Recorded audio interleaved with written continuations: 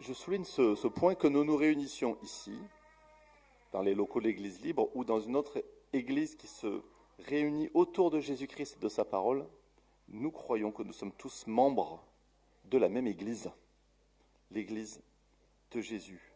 Cette Église, qui, comme ça a été souligné plusieurs fois, qui est dispersée dans le monde, dispersée dans différents lieux de culte et aussi dispersée parce que dans la semaine nous sommes tous à des endroits différents, mais qui reste dans chacune de ces modalités unis par le même esprit. Et je voudrais continuer à méditer cette vérité biblique avec vous ce matin. Et pour commencer, eh bien, je vous invite à plonger dans un petit moment du quotidien d'un chrétien, un chrétien type, un chrétien imaginaire. J'ai décidé qu'il allait s'appeler Arnaud, je ne sais pas pourquoi, mais ça m'est venu comme ça. Hop. Et voilà Arnaud, qui pourrait être membre d'une de nos églises, de celle-ci ou d'une autre. Arnaud, le lundi matin. Arnaud, c'est peut-être un jeune père, il n'a pas bien dormi cette nuit, parce qu'il a des pleurs d'enfant, il est fatigué. Et il commence sa semaine lundi matin sur les chapeaux de roue, et on le retrouve alors qu'il est coincé dans le métro B, direction Charpennes, en route pour le travail. Il se réveille doucement, ça vous parle peut-être, et il repense à ce culte de la veille. Un culte qui lui a fait du bien, comme souvent, vivre, chanter avec les autres, louer le Seigneur, les échanges avec les frères et sœurs, et puis la prédication lui a fait du bien, il réfléchit de quoi ça parlait déjà. Mais tout ça, ça semble déjà loin parce que la semaine a commencé, la journée a commencé, et son esprit est déjà envahi par un flot de préoccupations. Et pourtant, Arnaud voudrait vivre cette journée, cette semaine qui commence avec Dieu. Il voudrait continuer à être avec lui. Et il croit que le Seigneur est présent avec lui déjà dans ce métro et il va être avec lui, mais c'est pas facile. Et par exemple, Arnaud se sent un peu coupable parce qu'il n'a pas pris le temps de prier, de lire sa Bible avant de partir au travail. Il se dit qu'il devrait aller plus souvent à l'église, peut-être faire le parcours Théo d'ailleurs. Et puis il se sent coupable. Seigneur, comment vivre avec toi 7 jours sur 7 ? Comment ? Alors en jouant des coudes, Arnaud parvient à sortir son téléphone et il cherche quelques versets pour s'encourager sur sa Bible. Et il y a un passage qui va l'interpeller et que je vous invite à écouter ensemble. C'est la première lettre de Pierre, les 2 premiers versets, 1 Pierre 1. Pierre, apôtre de Jésus-Christ, à ceux qui ont été choisis et qui vivent en étrangers dans la dispersion, dans le Pont, en Galatie, en Cappadoce, en Asie et en Bithynie. Dieu le Père vous a choisi d'avance selon un projet qui est le sien. Il vous fait vivre pour Dieu, grâce à l'Esprit Saint, pour que vous obéissiez à Jésus-Christ et que vous soyez purifiés par le sang qu'il a versé. Que la grâce et la paix vous soient données en abondance. C'est la parole de Dieu. Je vous invite à prier un instant ensemble. Notre Dieu, notre Père, Dieu mystérieux, nous croyons que tu as inspiré ces paroles et que tu veux à travers elles nous parler encore ce matin personnellement. Nous te demandons d'ouvrir nos intelligences, nos oreilles, nos cœurs par ton esprit pour que nous puissions entendre ce que tu veux nous dire. Que ta parole soit semée en nous pour porter du fruit, pour grandir, pour nous former, nous équiper et nous envoyer. Nous croyons que tu veux nous parler parce que tu nous aimes. En Jésus-Christ. Amen. 2 petits versets qui pourraient passer inaperçus au début de la lettre, parce que c'est un début de lettre. Au début des lettres, il y a des salutations. Les salutations, c'est un peu formel. Et en général, on passe assez vite et on attend de voir ce qu'il y a dans la suite. Mais je vous propose de nous arrêter ce matin sur ces 2 petits versets, parce que dans chacun des mots que Pierre choisit, il y a des encouragements et des éléments qui peuvent nous aider à vivre notre vie de chrétien, parce que ces paroles qui s'adressent à des chrétiens d'un autre temps, dans une autre situation, finalement, elles peuvent nous rejoindre. La situation des gens à qui Pierre écrit n'est pas si différente finalement de celle du fameux Arnaud ou de la nôtre. Parce qu'ils vivent aussi dispersés.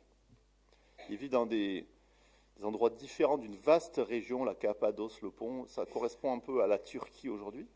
Donc ce n'est pas une seule église, ils sont un peu partout. Et surtout, ils vivent en minorité au sein d'une société qui est étrangère à l'évangile, une société païenne avec des cultes à des dieux païens. Vivre en minorité, dispersé dans une société qui n'est pas fondée sur l'évangile, c'est notre situation aussi. C'est ce que nous vivons. Et ces chrétiens-là subissent une forte pression au quotidien parce qu'ils refusent, au nom de leur foi, notamment de se soumettre au culte de l'empereur. C'était, dans l'Empire romain, c'était la condition, finalement, première, adorer l'empereur. Ils refusent de s'y soumettre. Ils ont d'autres fêtes que les autres, puisqu'ils ne suivent pas les fêtes païennes, etc. Et tout ça les met en porte-à-faux. Et c'est difficile pour eux de vivre leur foi. Et alors, Pierre leur écrit pour les encourager, pour les équiper. Et du coup, il commence ici en leur rappelant qui ils sont devant Dieu. Je ne sais pas comment vous vivez ces choses-là, mais quand on est plongé dans le quotidien, ce n'est pas forcément évident de se souvenir de qui on est devant Dieu, de qui Dieu dit que nous sommes. Et Pierre veut que ces chrétiens-là comprennent, et ça va être un fondement pour leur foi, comprennent ce que c'est être l'Église, ce que c'est être un chrétien, pour qu'ils puissent aussi assumer et tenir bon dans leur vocation, double vocation qui a été évoquée, celle d'être des témoins de l'Évangile, et puis celle d'être aussi de vrais humains pleinement restaurés pour vivre une bonne vie. Voilà. Et donc il y a trois vérités essentielles dans ces deux petits versets que je vous propose de creuser ensemble ce matin. Il leur dit d'abord qu'ils sont les élus de Dieu. Il leur dit que si aujourd'hui ils sont dispersés et étrangers dans cette société avec laquelle donc ils sont un peu en tension, ce n'est pas le fruit du hasard. Ce n'est pas une situation malheureuse simplement, mais Dieu connaît leur situation. Et s'ils sont là, c'est qu'ils sont à la bonne place. Et la troisième idée importante, c'est que là où ils sont, Dieu est pleinement présent avec eux. Et c'est lui qui est en train d'agir par eux. Ils sont élus par un Dieu qui les a placés quelque part. Il est avec eux et il est pleinement avec eux pour les équiper. Voilà un peu ce qui est concentré dans ces quelques versets. Je vous propose de nous arrêter sur ces idées-là. Et donc la première affirmation clé, vous êtes les élus de Dieu. Pierre, apôtre de Jésus-Christ, à ceux qui ont été choisis. Et juste après, il reprend l'idée, Dieu le Père vous a choisi d'avance selon un projet qui est le sien. Chez Pierre, dans les écrits de Pierre, on trouve souvent ce thème de l'élection, le rappel que notre foi ne vient pas uniquement de nous. Thomas disait tout à l'heure qu'on a été invité à être là ce matin. C'est la même chose. Notre foi, c'est aussi le fruit, mystérieusement, de l'appel de Dieu. Peut-être parce que l'apôtre Pierre a lui-même été appelé et choisi. Il a été sorti de sa vie par Jésus, qui lui a dit « Viens, suis-moi ». Et pour Pierre,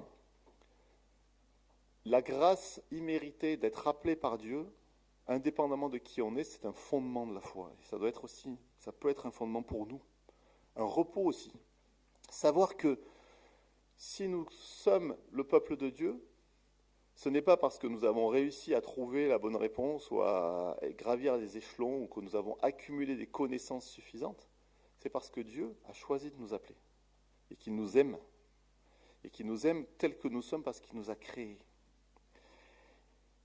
Parce que ce Dieu-là nous accueille comme nous sommes, malgré nos insuffisances, malgré nos péchés, malgré notre difficulté à comprendre. Et je pourrais rajouter aussi la liste de tous les manques qu'on peut ressentir, malgré le peu de temps qu'on lui accorde dans la semaine, malgré le fait qu'on ne fasse pas tout le bien qu'on voudrait faire et qu'on pourrait faire, etc. Et nous regardons souvent comme un personnage imaginaire ce qui nous manque, et ce qu'on voudrait faire de plus, et c'est bien, c'est beau. Mais Dieu, lui, nous dit qu'il nous accueille, que nous sommes choisis par lui, indépendamment de tout ça. Que sa grâce, elle précède tout. Il nous aime d'abord. Et c'est un ancrage pour vivre en chrétien, 7 jours sur 7, dans ce monde. Ça commence par là. Vous êtes choisis. Voilà ce que dit Pierre. Vous êtes choisis, c'est la base. Vous pouvez vous reposer là-dessus. Et ce choix, c'est aussi une marque de l'amour de Dieu, comme Paul le dit aussi au début d'une autre lettre, Éphésiens. Il dit à ses destinataires, avant la création du monde, Dieu nous a déjà choisis pour être à lui, par le Christ, afin que nous fassions ce que Dieu veut et que nous soyons sans défaut à ses yeux. Et Paul continue, il dit, dans son amour, Dieu a décidé par avance qu'il ferait de nous ses enfants, par Jésus-Christ. Dans sa bienveillance, voilà ce qu'il a voulu. Et ça nous conduit à quoi? À dire merci, on l'a chanté. Bénis Dieu, mon âme. Et c'est ce que fait Paul dans les versets qui suivent. Et nous nous souvenons que Jésus-Christ a donné sa vie pour cela. Que ce choix, il est lié à ce sacrifice du Fils de Dieu pour nous. Alors j'insiste là-dessus, oui. Au milieu de tout ce qui nous brasse et qui nous emporte dans notre semaine, souvenons-nous que Dieu nous a appelés, que nous sommes ses enfants parce que lui l'a voulu. Et donc, nous ne sommes pas livrés à nos propres efforts. Il est présent avec nous tout le temps, même quand nous sommes dispersés. Donc c'est la deuxième idée. Là où nous sommes, Dieu est avec nous, il sait ce que nous vivons. C'est ce que dit Paul lorsqu'il dit, Pierre, pardon, décidément, j'ai envie de l'appeler Paul aujourd'hui. Pierre qui écrit à ceux qui ont été choisis et qui vivent en étranger dans la dispersion. Ceux qui vivent en étranger dans la dispersion. C'est très concentré, hein. Mais il y a beaucoup de choses, notamment le mot dispersion ici. Paul utilise le terme diaspora en grec. Pierre, ça continue, hein. Ça veut pas, bon c'est comme ça, on va continuer. Tant que je l'appelle par nom, ça va. Pierre utilise volontairement ce mot diaspora qui est chargé en fait de toute l'histoire du peuple d'Israël. Vous savez, l'événement le plus traumatique, le central pour le peuple d'Israël dans l'Ancien Testament, c'est l'exil. C'est ce moment où les Babyloniens sont venus conquérir Jérusalem et emporter très très loin, dans le pays de Babylone, les élites et une partie du peuple. Et pour le peuple d'Israël, c'était la perte non seulement d'un pays, mais aussi de la connexion avec Dieu, puisque le don de la terre promise, était lié à la communion avec Dieu. Dieu se rendait présent dans le temple de Jérusalem. Donc perdre le temple, perdre le pays d'Israël, c'était perdre Dieu. La diaspora. Et lorsque les Juifs sont exilés, évidemment, leur premier désir, c'est de retourner le plus vite possible en Israël. Mais des prophètes vont dire au peuple exilé que la plupart d'entre eux ne reviendront pas. Et que Dieu les appelle à deux choses. Ne pas se laisser assimiler par la culture babylonienne, qui était très puissante, très belle, mais à rester fidèles à la loi du Seigneur. Et là où ils sont, à bénir le pays. Et il y a cette parole qu'on trouve en Jérémie 29, 7, qu'on cite souvent quand on parle de témoignage. Recherchez la paix de la ville où je vous ai exilé. Recherchez la paix de la ville où je vous ai exilé. Et on peut penser aussi plus largement à toute l'histoire de Daniel, hein, qui est un jeune brillant, qui est aussi exilé, puis qui va bénir. Tout ça nous dit que c'est ça qu'il y a derrière les paroles de Pierre.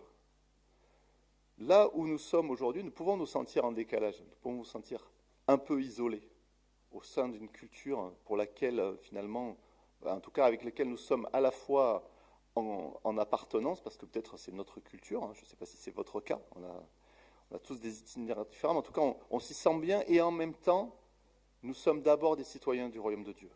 Mais cette situation-là n'est pas juste une situation malheureuse, ça fait partie du plan de Dieu, et Dieu la connaît. Et je trouve que ça devait être extrêmement encourageant pour ces jeunes chrétiens qui étaient un peu dispersés, d'entendre qu'ils étaient choisis, et que Dieu savait ce qu'ils vivaient. Dieu connaît ce que nous vivons. Nous sommes dispersés, ça a été beaucoup dit dans le début de ce culte, parce que nous ne vivons pas entre chrétiens la plupart du temps. Et ces petits moments privilégiés comme ce matin. Et nous vivons dans plein d'endroits, et c'est une opportunité. Nous sommes peut-être, c'est vrai, les seuls disciples de Jésus dans notre travail, dans notre classe, dans notre famille, et ça peut être difficile. Nous sommes aussi peut-être les seuls chrétiens à pouvoir aller là où nous sommes. C'est une discussion que j'ai souvent avec certains des membres de notre église quand je les accompagne, c'est que là où ils vont, moi je ne peux pas aller. peux pas aller dans leur bureau, je ne peux pas aller dans le labo de recherche, je ne peux pas aller à la fac. C'est eux qui y sont, dans leur famille. Et le Seigneur est avec eux, dans cette dispersion. Dans cet inconfort, dit Pierre ici, d'être étranger, de passage, nous sommes là où Dieu nous veut, parce que par notre différence, nous annonçons le royaume. Et Pierre va le redire un peu plus loin, en chapitre 2, verset 11, il dit « Je vous encourage, très chers amis, vous qui êtes des immigrés, des gens de passage sur cette terre, tenez-vous à l'écart des penchants mauvais qui font la guerre à votre être. Ayez une bonne conduite parmi les païens. » Ayez une bonne conduite parmi les païens. Et on retrouve ici ce qui a été aussi évoqué en ce début de culte, c'est une double vocation que Dieu nous adresse à nous, son peuple, là où nous sommes. La vocation missionnaire, je disais, c'est essayer de vous donner envie de venir au parcours théo en utilisant des termes théologiques, je ne sais pas si ça marche. Créationnel et missionnaire. On parle beaucoup de la vocation missionnaire, c'est quelque chose dans nos églises évangéliques qu'on met beaucoup en avant, c'est-à-dire le fait d'être appelé à partager sa foi, parler de Jésus avec ceux qui nous entourent, et c'est juste et c'est beau. Mais il y a aussi un autre aspect qui est directement lié au texte de la Genèse qui nous a été lu, c'est la vocation de vivre une vie d'humain conforme à ce que Dieu avait voulu en créant l'humanité. Et en Jésus-Christ, nous sommes appelés finalement à vivre la vocation qui avait été celle d'Adam et Ève, à la revivre d'une façon renouvelée. Et vivre cette vocation, ça veut dire non seulement parler de sa foi, mais c'est aussi prendre soin de la création, prendre soin du jardin, pour prendre l'expression de la Genèse. Et ça concerne aussi notre travail, notre vie professionnelle, prendre soin des autres, pratiquer la justice, se battre pour que ce monde soit meilleur, etc. Toutes ces dimensions-là, même si on s'y investit sans parler de Jésus, elles font partie de notre vocation. Et j'entends ça dans l'exhortation de Pierre qui dit « Ayez une bonne conduite parmi les païens ». Parler de l'Évangile et incarner cette nouvelle humanité qui sera pleinement libérée du péché dans le royaume. Ayez une bonne conduite, manifestez quelque chose. Et un mot sur le travail, puisque j'ai fait exprès de prendre un personnage fictif qui allait au travail, parce que c'est là où on passe l'essentiel de notre vie, pour la plupart. La réforme protestante a remis en valeur, c'est important de le noter, cette dimension du travail comme une vocation à vivre avec Dieu.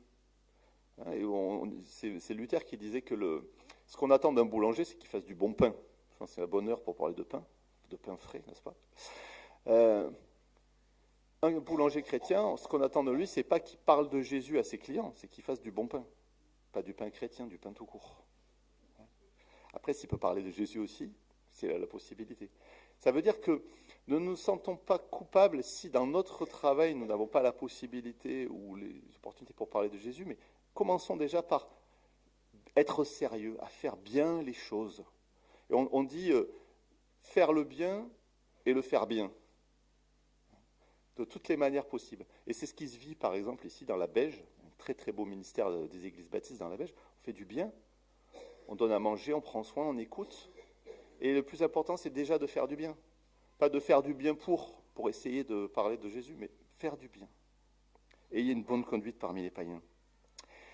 Et ça nous amène au troisième point, qui est à la fin du passage.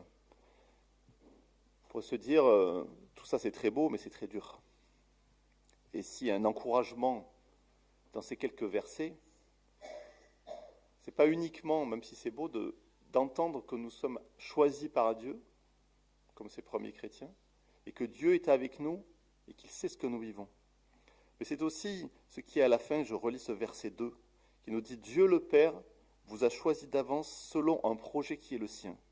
Il vous fait vivre pour Dieu, grâce à l'Esprit Saint, pour que vous obéissiez à Jésus-Christ et que vous soyez purifiés par le sang qu'il a versé. » Il y a beaucoup de choses dans ces quelques mots. Ce sont des versets qui ne sont pas évidents à traduire. Je vais mettre en valeur deux choses simplement. D'abord, la bonne nouvelle dans une église baptiste, c'est que plusieurs commentateurs voient ici une allusion au baptême. Pourquoi ? Parce que on retrouve ici des éléments qui sont affirmés dans le baptême. le baptême, je ne vais pas spoiler le contenu de la préparation au baptême, mais en tout cas, le baptême est un signe de cette élection, de ce choix divin. Nous disons que nous reconnaissons comme appelés par Dieu, bénéficiaires de sa grâce, et nous y répondons par la foi. Et c'est aussi ce qui est dit ici. Le baptême, c'est un signe du pardon, de la purification des péchés, pour reprendre l'expression de Pierre, par le sang que Jésus-Christ a versé à la croix. Il y a ça dans le signe du baptême. Et le baptême est aussi un signe, comme dit Pierre encore, que nous vivons pour Dieu grâce à l'Esprit Saint, n'est-ce pas? Tout ça. Et ça, c'est notre part, on va dire, c'est notre réponse, c'est notre engagement.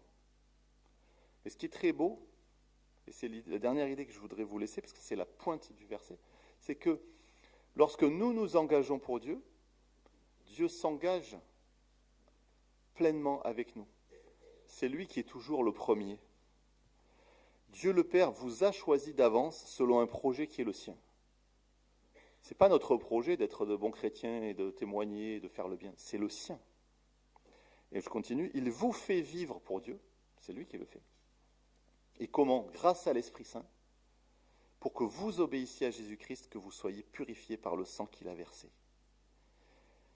Et Pierre nous fait entendre quelque chose d'extraordinaire ici, c'est que c'est la Trinité qui s'engage avec nous, le Père, le Fils et le Saint-Esprit.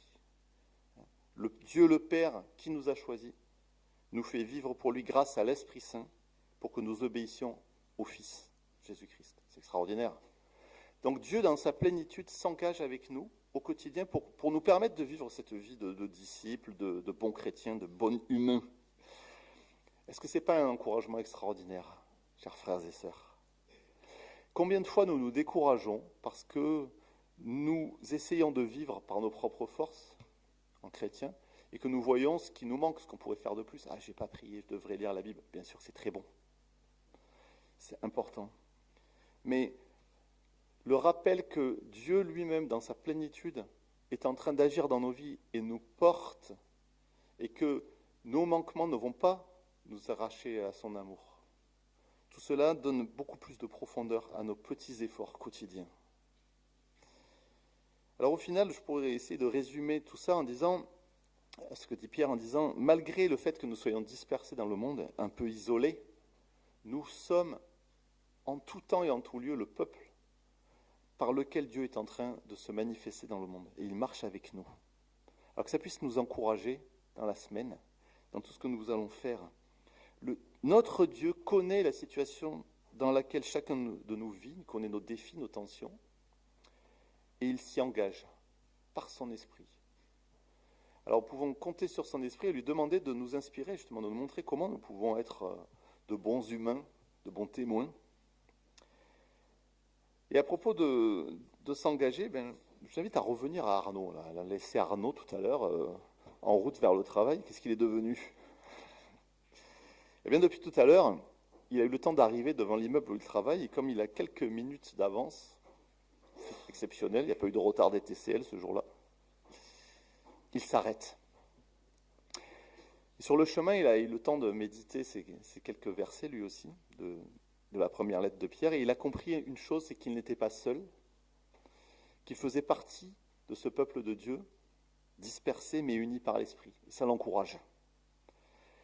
Alors il prend le temps de penser à certains de ses frères et sœurs, là où ils sont en ce moment-là. Il pense à ce Dieu mystérieux, plein d'amour, qui est là, présent avec lui, et il se met à prier. Et sa prière, peut-être que ça peut être la nôtre aussi, demain, et après-demain, et tous les jours. Il prie, Seigneur, merci pour ta présence, merci pour ta grâce envers moi. Permets que je puisse te glorifier dans tout ce que je fais, dans tout ce que je dis aujourd'hui. Par ton esprit, donne-moi la force, rappelle-moi ta parole. Merci de m'avoir placé là où je suis. Je ne suis pas là par hasard et je veux te servir là où je suis. Garde mes frères et sœurs là où ils sont et que ta grâce et ta paix leur soient données en abondance. Alors, chers frères et sœurs, que cette prière puisse être la nôtre cette semaine et que la grâce et la paix nous soient données à chacun en abondance. Amen. Je vous invite à prendre quelques instants de silence pour laisser résonner ces paroles bibliques. Et je conclurai en priant. notre Dieu, notre Père. Merci pour ta parole qui nous rappelle qui nous sommes devant toi, qui nous rappelle que tu nous précèdes en tout, qu'avant la création du monde, tu avais déjà décidé de nous appeler à toi. C'est toi qui nous as donné la vie et tu nous accompagnes dans ce chemin que tu nous traces aussi dans ce monde. C'est vrai que nous sommes à la fois des habitants de cette planète, de cette société, et en même temps des étrangers en attente de vivre dans ton royaume, libérés du mal, de te voir face à face. Seigneur, permets-nous de mettre à profit chaque instant que tu nous donnes, de les vivre avec toi, dans la communion de ton esprit, en comptant sur toi, en nous laissant porter par toi, en recherchant ta présence, dans la prière, en nous laissant conduire et inspirer par ta parole. Oui, bénis-nous, Seigneur. Bénis-nous et ouvre nos yeux sur tes bénédictions dans le nom de Jésus. Amen. Merci.